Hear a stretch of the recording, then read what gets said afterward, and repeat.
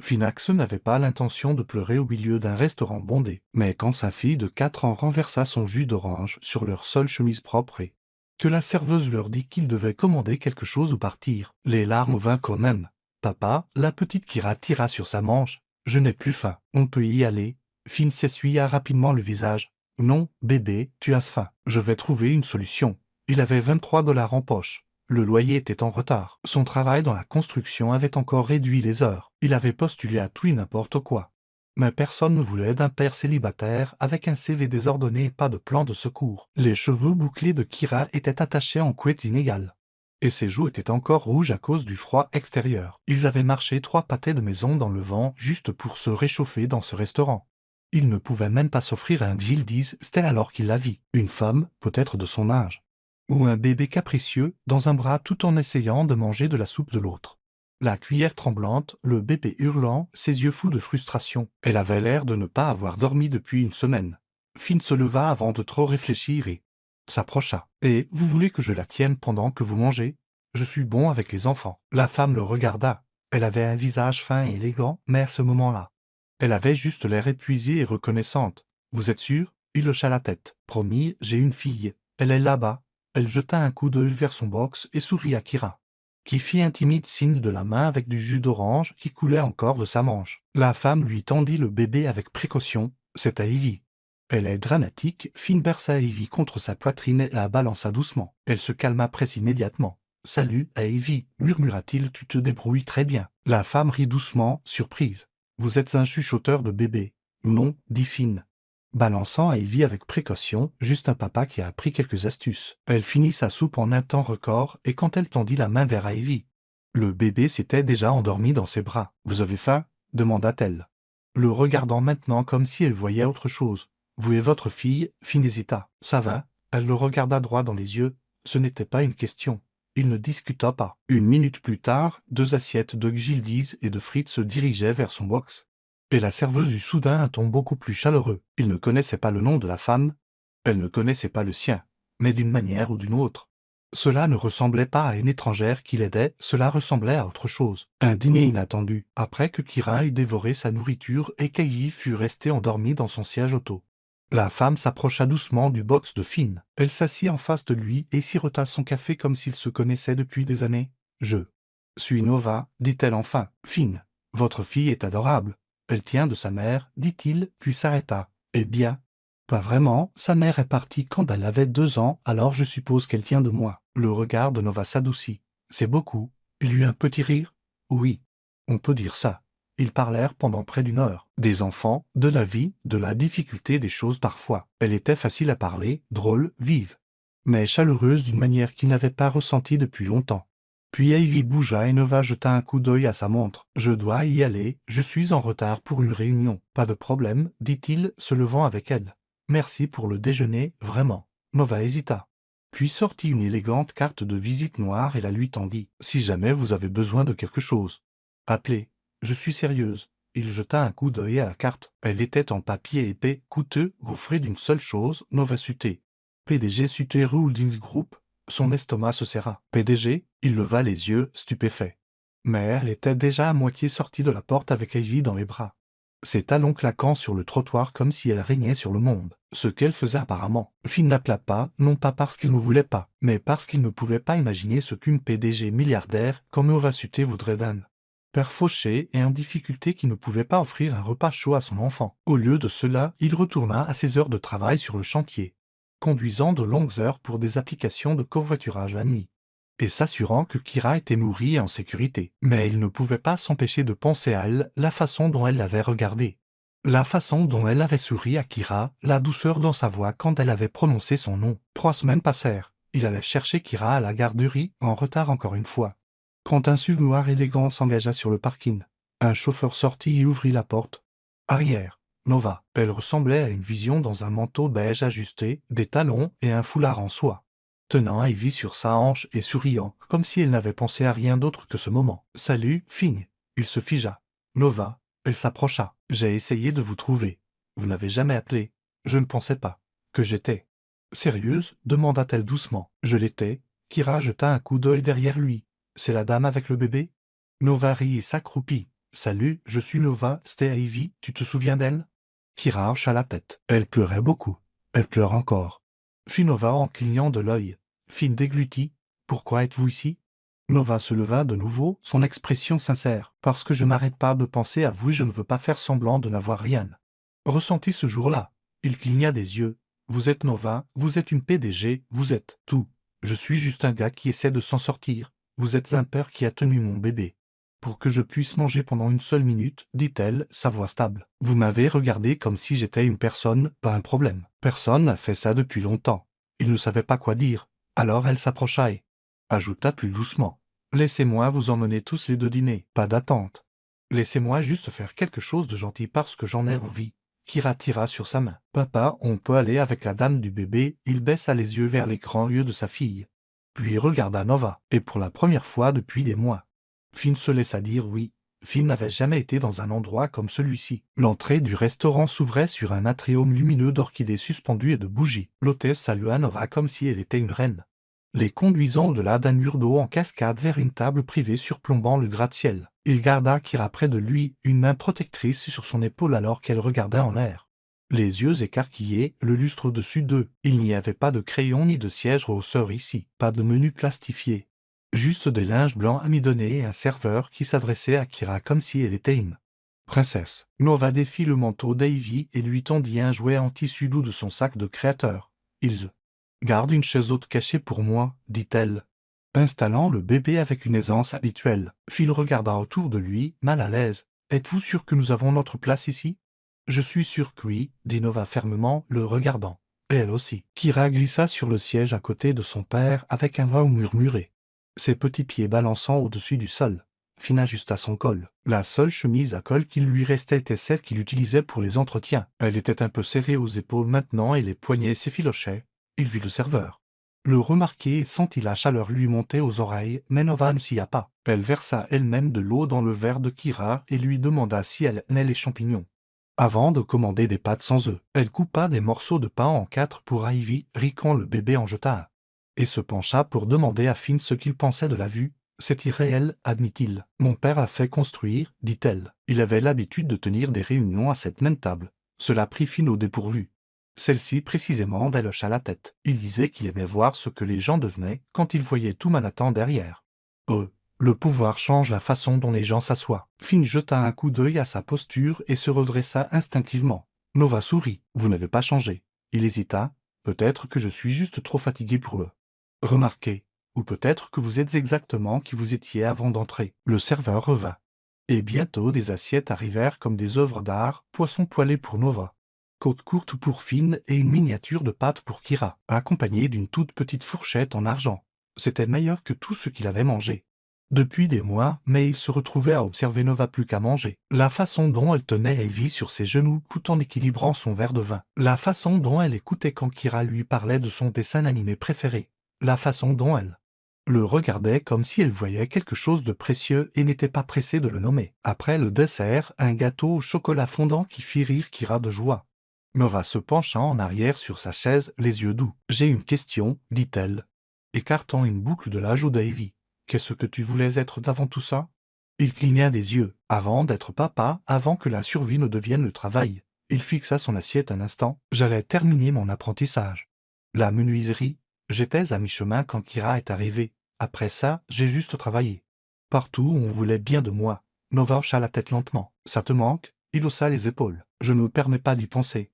Mais tu te souviens encore? Il la regarda, réalisant qu'elle ne posait pas la question par simple politesse. Elle essayait de le voir au-delà des yeux fatigués, de la chemise d'occasion, de l'homme qui n'avait pas eu un jour de congé depuis plus d'un an. Elle voulait connaître la version de lui avant que le monde ne devienne lourd. Je voulais construire quelque chose de permanent, dit-il enfin, quelque chose qui compte. Tu peux toujours.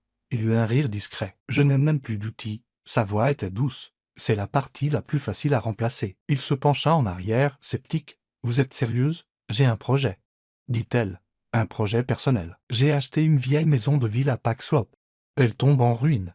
Elle a besoin de quelqu'un qui sache la faire revivre. Quelqu'un comme un entrepreneur, quelqu'un comme moi. Il cligna des yeux. Vous voulez que je travaille pour vous? Je veux vous embaucher, clarifia-t-elle, comme chef de projet, salaire complet, horaire adapté à votre vie. Vous pouvez amener Kira si besoin. Il y a un jardin où elle pourra jouer pendant que vous travaillez. Il sentit le sol bouger sous ses pieds. Pourquoi moi? Parce que je vous fais confiance, dit-elle, sans ciller, parce que vous n'avez rien demandé, parce que vous avez tenu ma fille comme si elle comptait. Finn jeta un coup d'œil à Kira, qui riait maintenant tandis qu'Ivy essayait d'attraper sa tresse. Je ne voudrais pas de traitement de faveur, dit-il prudemment. Vous n'en aurez pas, répondit Nova, sont ton égal. Vous aurez un plan, un but et une date limite, mais vous aurez aussi une chance. Il la regarda, me sachant que dire. Je ne vous offre pas cela parce que vous avez besoin d'aide, ajouta-t-elle. Je l'offre parce que j'ai besoin de quelqu'un comme vous, et parce que je pense que vous êtes le genre de personne qui mérite d'avoir à nouveau quelque chose à lui. Finn resta silencieux un long moment, puis il hocha la tête. D'accord. J'accepte. Nova expira et quelque chose dans ses yeux s'adoucit davantage. Bien. Kira se pencha pour chuchoter fort. Ça veut dire qu'on pourra revoir la dame du bébé? Nova sourit. Chaque jour. Si ton papa est d'accord. Finn croisa son regard. Je pense que ça nous plairait. Dehors, le chauffeur les aida à monter dans le SUV. Il était tard et les lumières de la ville s'estompaient à travers les fenêtres alors qu'ils roulaient. Kira s'endormit sur sa poitrine et Ivy blottit contre Nova. Finn se tourna vers elle. Pourquoi faites-vous vraiment ça, hein? Nova regarda la rue avant de répondre. Parce que je sais ce que c'est d'être nécessaire à tout et d'être vu pour rien. Il le demanda. Pas ce que cela signifiait, mais quelque chose en lui comprit exactement. Un nouveau départ. Finn ne s'était pas attendu à ce que la maison de ville ressemble à un fantôme accroché à son dernier souffle. Le toit s'affaissait comme s'il avait honte de lui-même, le lierre étranglait les balcons. Et trois des marches d'entrée étaient complètement fissurées. Mais il y avait quelque chose de digne sous la décadence. Comme les os d'un lion enfoui sous la poussière. Nova se tenait à côté de lui sur le trottoir. Ivy attaché contre sa poitrine dans un porte-bébé gris. Son manteau ouvert juste assez pour révéler une large ceinture en cuir serrée à sa taille. C'était celle de ma grand-mère, dit-elle. Elle disait qu'elle avait de bons os. Même quand il pleuvait à l'intérieur. Finn passa une main sur le portail en fer. C'est une bête, c'est pour ça que je vous veux. Il se tourna vers elle. Les sourcils levés. Je ne veux pas de quelqu'un qui va mettre de la nouvelle peinture et dire que c'est réparé. Je veux quelqu'un qui la fera revivre comme si elle comptait. Il regarda de nouveau la structure, ça va nécessiter tout, vérification des fondations, plomberie, poutre de renfort. Sans parler du recablage de tout l'intérieur. J'ai déjà demandé les permis historiques. Vous aurez l'autorisation d'ici la semaine. Vous êtes sérieuse? Nova remonta et vit plus haut contre sa poitrine. Je ne fais pas perdre de temps aux gens. Fine. À l'intérieur, ça sentait la pierre humide et la mémoire. Les murs étaient tapissés d'un damas fané qui s'écaillait en longues bandes recourbées. La lumière filtrait par de hautes fenêtres cintrées, illuminant la poussière comme une brume dorée. Finn parcourut chaque pièce, ses bottes résonnant sur le parquet. Il prit des mesures mentales, nota où les solives devraient être remplacés, où la cheminée s'était effondrée, où quelqu'un avait autrefois peint une fresque au plafond de ce qui devait être la chambre d'enfant. Nova se pencha dans l'encadrement de la porte, le regardant. On dirait que vous êtes déjà en train de la construire dans votre tête. Je le suis, dit-il sans se retourner. Je la vois telle qu'elle était. Telle qu'elle pourrait être. Alors c'était à vous. Il la regarda enfin. J'aurais besoin d'embaucher une équipe. Une petite, envoyez-moi leur nom. Je ferai les vérifications d'antécédents. Je garderai le but serré. Non, dit-elle. Gardez-le honnête. C'est tout ce que je demande. Il hocha la tête une fois. Quand commençons-nous? Nova jeta un coup d'œil à l'espace éviscéré, puis à Ivy, qui s'était endormie contre elle. Demain matin, il sourit pour la première fois depuis des semaines. Alors je serai là. Dès la deuxième semaine, la maison de ville était devenue une seconde maison. Kira construisait des forts avec des couvertures de déménagement et des bacs à outils vides. Pendant que Finn et son équipe démolissaient les murs et renforçaient les poutres, Nova apportait du café frais chaque matin, parfois avec Ivy agrippée à sa hanche. Parfois encore dans une poussette à moitié pleine de livres ennuyeux et d'anneaux de dentition. Elle ne planait pas, mais elle ne disparaissait jamais non plus. Un après-midi, alors que Finn marquait les solives du plancher dans le salon d'entrée où une section de bois affaissé devait être remplacée, Nova apparut avec 2 sacs en papier et un carton équilibré au-dessus. Déjeuner, dit-elle, les posant sur le chevalet de scie, ne discute pas. Il s'essuya les mains sur son nid. Comment saviez-vous que j'avais sauté le petit déjeuner? Vous mâchez du chewing-gum comme si ça vous devait de l'argent. Il rit, secouant la tête. Vous êtes toujours aussi observatrice? Seulement quand je suis intéressé. Cela le figea, dans la maison. En vous? Il ne répondit pas tout de suite. Au lieu de cela, il ouvrit le carton pour les tranchées, légumes rôtis. Un petit pain chaud encore enveloppé dans du papier d'aluminium. Vous n'étiez pas obligé. Je sais. Ils mangèrent sur un seau renversé et une pile de bois. La sciure de bois épaisse dans l'air. Kira somnolait dans un sac de couchage dans le coin. Ivy babillait à son propre reflet dans un miroir en plastique. Nova regarda Finn alors qu'il essuyait la sauce de son pouce. Vous n'aimez pas laisser les gens vous aider. J'ai l'habitude de le faire seul. Vous n'êtes pas obligé. Il la regarda. La mâchoire serrée. Vous offrez quelque chose de plus qu'un chèque de paie. Oui. Dit-elle simplement. Il posa sa fourchette. Je ne sais pas s'il me reste quoi que ce soit à donner. Vous donnez chaque fois que vous prenez un marteau, chaque fois que vous bordez votre fille, chaque fois que vous vous présentez. Il expira. S'appuyant contre le mur. Vous parlez toujours comme si vous saviez déjà comment tout se termine. Non, dit-elle. Mais je sais ce que je veux. La voix de Finn baissa. Et qu'est-ce que c'est? Elle n'hésita pas. Une vie qui nous ressemble, pas une que j'ai héritée ou négociée ou gagnée par culpabilité. Je veux quelque chose de réel. Ses yeux cherchèrent les siens. Et vous pensez que c'est moi? Je pense que la façon dont vous vous tenez en dit plus que n'importe quel CV. Il se leva alors, époussetant la sûre de ses gens. Je ne suis pas un projet, Nova. Je n'ai pas dit que vous l'étiez. Mais j'ai déjà été traité comme tel, dit-il doucement. Par des gens qui pensaient que me sauver les ferait se sentir mieux. Je ne veux pas vous sauver, dit-elle, s'approchant. Je veux construire quelque chose avec vous. Il la regarda, puis la pièce autour d'eux. Cette maison n'est pas la seule chose à être reconstruite, n'est-ce pas? Non, dit-elle. Ça ne l'a jamais été. Ce soir-là. Finn porta Kira jusqu'au camion alors que le ciel virait au gris sous la pluie printanière. Précoce. Nova était resté pour terminer un appel à l'étage, alors qu'il attachait Kira. Le bruit de pas sur les marches le fit se retourner. Nova se tenait là, Ivy maintenant endormie dans le porte-bébé, son manteau humide aux épaules. « Attendez, dit-elle.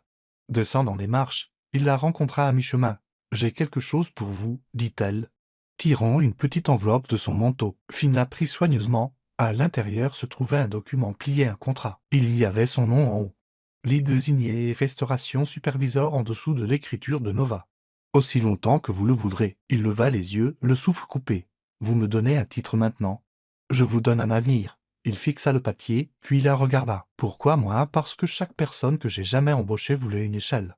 Murmura-t-elle. Vous vouliez juste une porte. Il ne l'embrassa pas encore, mais il en avait envie. Et elle le savait, alors elle recula, une promesse dans ses yeux, et dit « à demain ».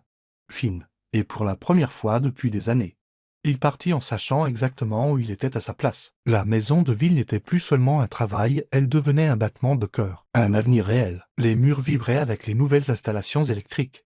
Les sols brillaient là où les vieilles planches avaient été polies et ramenées à la vie, et une légère odeur de cèdre flottait des balustrades fraîchement encadrées. Finn se tenait dans l'encadrement de la bibliothèque presque restaurée, les mains sur les hanches, regardant Kira assise en tailleur sur une bâche, dessinant au dost un plan avec un marqueur rose que Nova lui avait donné. Nova était appuyée contre l'échelle de l'autre côté de la pièce, les bras croisés. Un doux sourire tirant à ses lèvres, tandis qu'elle regardait Finn étudier l'espace comme s'il le mémorisait. Ivy était blottie contre sa poitrine, emmitouflée dans un doux poul gris, sa petite main grippant le bord du foulard de Nova. « Elle va se souvenir de ça, dit Nova, sa voix à peine au-dessus du murmure de l'après-midi. Pas la sueur ou le bruit, mais la façon dont vous avez regardé cet endroit, comme s'il était destiné à être plus. » Finn ne se retourna pas. « Je veux qu'elle se souvienne de se sentir en sécurité. C'est ce qui compte. » Nova descendit de l'échelle et marcha vers lui. « Elle le fera, parce que c'est vous qui avez fait en sorte que ce soit ainsi. » Il bougea. Ses yeux rencontrant les siens. « Vous pensez parfois à ce que vous voulez retenir ?» Elle hocha la tête. Son expression devenant plus sérieuse. « J'y pense tout le temps. J'ai passé tant d'années à accumuler des réalisations.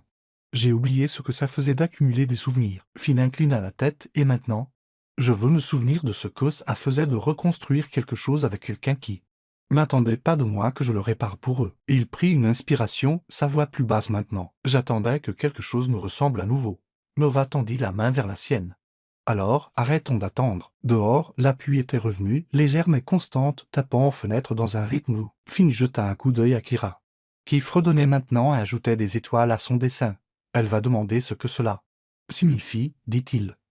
Nova le regarda avec des yeux clairs. Alors nous lui montrerons. Ils restèrent ainsi un instant. Le silence confortable, l'air entre eux rempli de quelque chose de tacite mais compris. Puis le téléphone de Nova vibra dans la poche de son manteau. Elle le sortit, jetant un coup d'œil rapide à l'écran. Son expression changea, la chaleur diminuant légèrement. « C'est du conseil d'administration. Il me pousse à vendre la division résidentielle de Suté. Rouldins. Il pense qu'elle perd de l'argent. » Finn recula. « Vous m'avez dit que cet endroit était à vous. » « Il l'est, dit-elle rapidement, personnellement. Mais le conseil d'administration pense que je suis distraite. Ils attendaient une raison de me contester sur ce projet. Il le considère comme du sentimentalisme. Alors, que se passe-t-il si vous ne vendez pas? Je perds mon vote. Et si je perds mon vote? Je perds le contrôle. Finn croisa les bras. Alors pourquoi continuer? Parce que je suis fatigué de faire semblant que le profit est la seule chose qui compte, dit-elle. Je suis fatigué d'être la dirigeante froide qui signe des papiers mais ne touche jamais rien de réel. Il étudia. Vous risquez tout. La voix de Nova ne vacilla pas.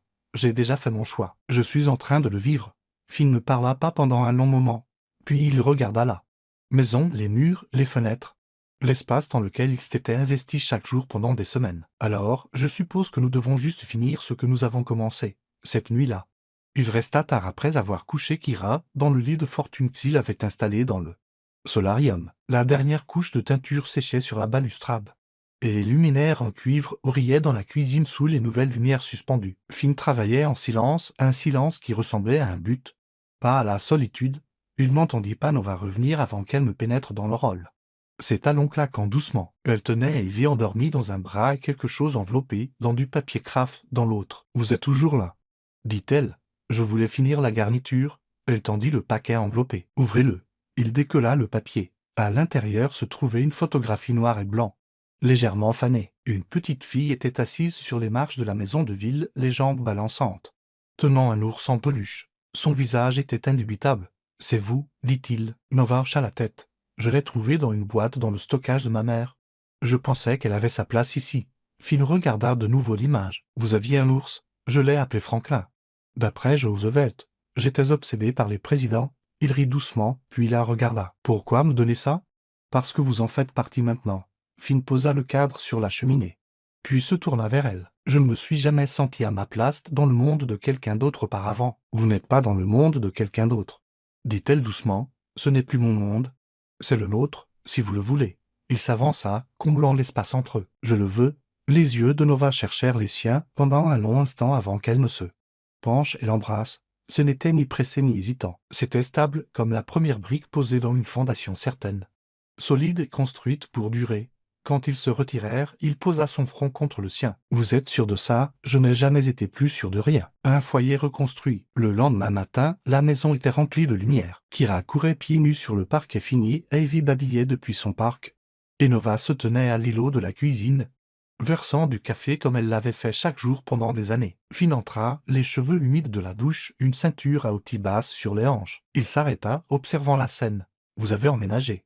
dit-il doucement. Nova leva les yeux. « Je n'ai jamais quitté. » Ce week-end-là, ils organisèrent une journée porte ouverte non pas pour la vendre, mais pour célébrer sa renaissance. Des gens du quartier vinrent, certains qui se souvenaient de la maison il y a des décennies, d'autres qui ne l'avaient vue que du trottoir, se demandant si elle revivrait un jour. Finn se tenait près de la cheminée avec Kira sur sa hanche, Nova à côté de lui, tenant Ivy. La foule se calma alors que Nova levait son verre. « Ce n'est plus une maison, » dit-elle. « C'est un nouveau départ. » Finn la regarda, puis les deux filles dans leurs bras.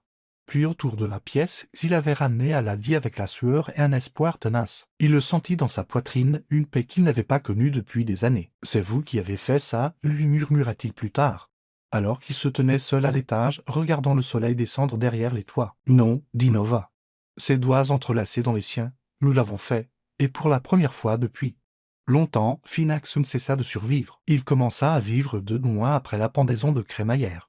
Le printemps s'épanouit à Brooklyn sous de doux vents et des cornouillers en fleurs. À l'intérieur de la maison de ville, la lumière du matin se répandait sur le grand escalier que Finn avait restauré de ses propres mains, brossant d'or les murs fraîchement peints et les rampes polies. Nova était assise sur le banc de fenêtre de la bibliothèque, Ivy endormie contre son épaule, ses petits doigts enroulés autour du col de soie de la robe de chambre de Nova. Kira était assise en tailleur sur le tapis, arrangeant soigneusement des blocs de bois pour former un château avec un drapeau en papier collé.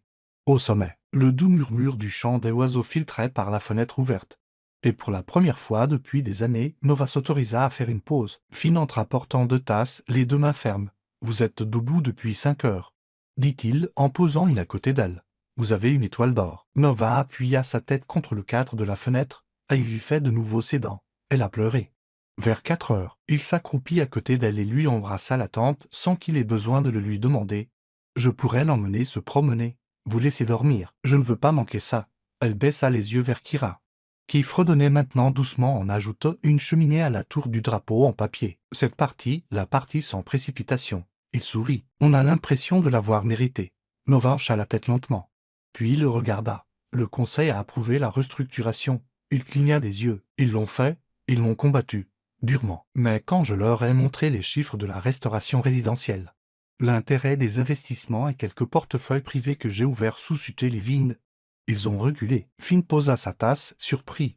Vous avez créé une nouvelle division. Techniquement, oui. Suté Levine se concentrera sur les propriétés historiques, les restaurations, la rénovation urbaine.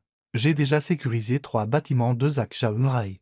Un abetstui. Je veux faire de cela une réalité. Il la regarda, à la fois impressionné et sans voix. Donc, vous ne sauvez pas seulement des maisons maintenant. Non, je construis des avenirs. Pour des gens qui ne veulent pas être rachetés et effacés. La voix de Finn baissa. Et vous voulez que j'en fasse partie?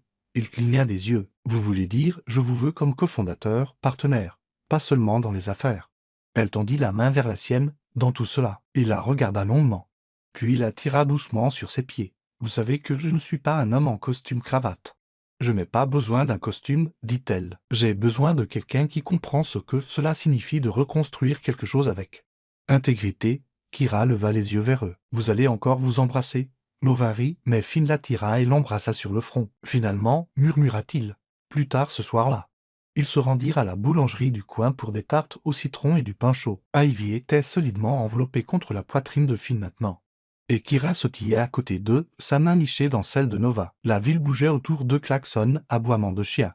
Bribes de conversation, mais rien de tout cela ne touchait le calme entre eux. À la boulangerie, le propriétaire fit un signe de la main en les voyant. Encore de retour. Monsieur Axon fit un sourcil. Monsieur Axon, Nova sourit. Il vous appelle comme ça depuis que nous avons emménagé. Ah, dit Finn, se tournant vers elle. Alors, nous avons emménagé maintenant? Elle leva un sourcil. Vous dormez ici depuis 3 mois. Les enfants ont leur propre tiroir. Et vous avez réparé mon évier qui fuyait sans que je le demande. Vous n'êtes pas un invité, alors qu'il rentrait à la maison. Nova le regarda. Il y a autre chose. Finn ajusta la position d'Ivy. Qu'est-ce que c'est? Elle hésita. J'ai acheté le terrain vide derrière la maison de ville. Celui avec la clôture rouillée. Je veux en faire un jardin communautaire. Des plates-bandes surélevées, des bancs. Une serre si nous pouvons la financer. Je veux un endroit où Kira et Ivy pourront apprendre à cultiver des choses de leurs mains. Il la regarda. Sa poitrine se serrant de la meilleure des manières. Vous êtes sérieuse? Je suis toujours sérieuse. Finn s'arrêta de marcher. Moi aussi. Elle se tourna vers lui. Je veux t'épouser. Nova. Son souffle se coupa. Je n'ai pas encore de bague, mais j'en aurai une. Parce que je veux passer chaque jour à construire ce monde qui est le nôtre. Je veux me réveiller à côté de toi, élever ces filles avec toi. Discuter des couleurs de peinture et de l'endroit où accrocher les œuvres d'art. Vieillir en réparant les choses côte à côte. Nova le regarda, le cœur battant. Je veux tout ça, dit-il. Avec toi. Elle n'hésita pas. Oui. Le baiser qui suivit fut calme. En plein milieu du trottoir, Ivy bougea contre sa poitrine et Kira fit un bruit de dégoût, mais aucun d'eux ne bougea. 2 semaines plus tard, ils se marièrent dans le jardin de la maison de ville, sous le cerisier en fleurs qui avait survécu à des décennies de négligence. La cérémonie fut intime, juste des amis proches, l'équipe qui avait aidé à construire la maison, et quelques voisins qui avaient vu tout prendre vie. Kira apportait une couronne de marguerite et porta Ivy dans l'allée dans un panier doublé de lin. Nova portait une robe de soie crème qui flottait comme des pétales. Et Finn portait une chemise repassée et des bretelles. Ses mains tremblant à peine lorsqu'il prit les siennes. Ils écrivirent leurs propres vœux. Nova promit de ne jamais laisser le pouvoir prendre le pas sur la présence, de toujours se battre pour le genre d'amour qui n'exigeait pas la perfection, seulement l'honnêteté. Finn promit de continuer à construire non seulement des maisons mais aussi la confiance, de ne jamais fuir, même quand ce serait difficile, de toujours se souvenir que l'amour n'était pas un sauvetage. C'était un choix. Ils échangèrent leurs anneaux sous le ciel ouvert et scellèrent le moment par un baiser qui avait le goût de tout ce qu'il avait failli perdre mais qu'il avait retrouvé. Ensuite, il y eut de la musique, des rires et des tartes au citron. Kira dansèrent en cercle avec Ivy dans ses bras. Et Nova tira Finn sur la piste de danse improvisée quand personne ne regardait. Alors que le soleil descendait bas sur les toits, Finn la serra contre sa poitrine, sa voix chaleureuse à son oreille. C'est pour ça que je construisais. Nova sourit, sa main posée sur son cœur. Alors, ne nous arrêtons jamais, et ils ne s'arrêtèrent pas, ni dans les semaines qui suivirent alors que Suté Levine grandissait, ni dans les mois où Ivy fit ses premiers pas dans le couloir que Finn avait restauré, ni dans les années où Kira commença l'école avec un sac à dos plus grand qu'elle, et certainement pas pendant les nuits calmes où il s'asseyait sur le toit, Verre de vin à la main, regardant leur ville respirer, ils construisirent une vie ensemble à partir de rien. Une poutre, un baiser, une promesse à la fois. Et ils ne regardèrent jamais en arrière.